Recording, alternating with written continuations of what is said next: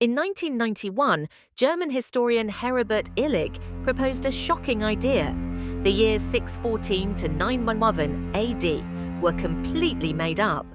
According to him, the Holy Roman Emperor Otto III, Pope Sylvester II, and Byzantine Emperor Constantine VII conspired to rewrite history. Their goal? To place themselves in a more significant historical period. If true, this means Charlemagne never existed, and we are actually living in the 1700s, not the 2000s. But is there any real evidence for this claim? Illig's main argument is the lack of reliable historical records from this period.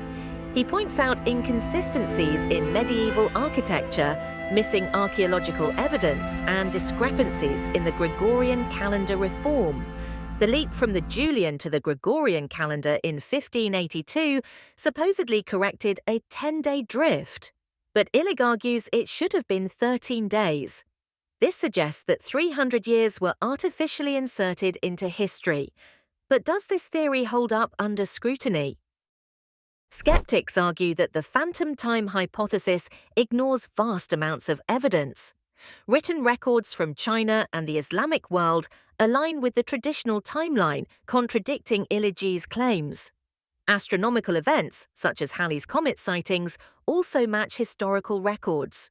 If 300 years were fabricated, how do we explain these independent sources? The theory may sound intriguing, but mainstream historians dismiss it as a misinterpretation of historical gaps rather than proof of a grand conspiracy. One of the biggest flaws in the theory is the sheer scale of deception required.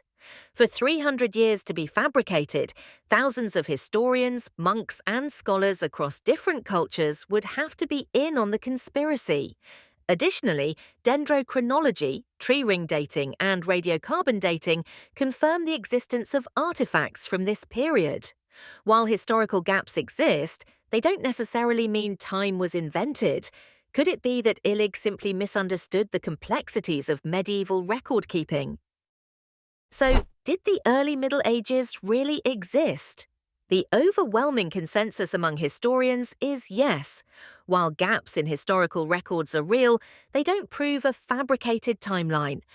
The phantom time hypothesis is a fascinating thought experiment, but it lacks solid evidence. Still, it raises an interesting question. How much of history do we take for granted? Perhaps the real lesson here is to always question, but also to demand strong evidence before rewriting the past.